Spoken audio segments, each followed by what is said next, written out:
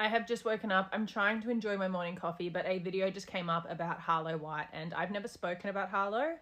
I need to get this off my chest before I can actually go about my day.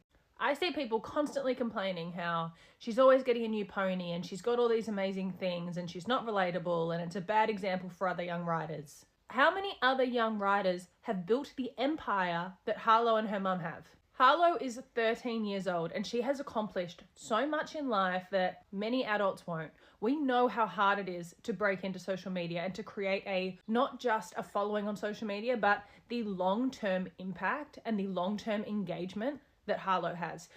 I think she's 13 years old and she has potentially set herself up with a career for life. And I don't know any other 13-year-olds that have done that.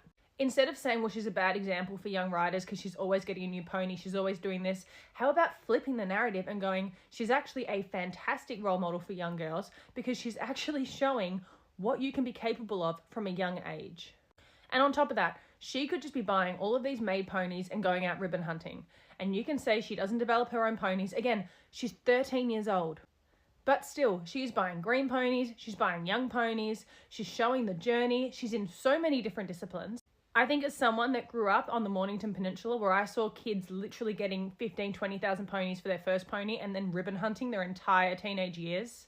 Like by the time they're 15, 16, 17, they're importing horses from overseas or they're buying horses that have been imported. And no one blinks an eye at that. That is perfectly normal. Yet Harlow, somehow that's the issue. Not only does Harlow have some incredible accomplishments as a rider, she has incredible accomplishments as a businesswoman at 13 years old.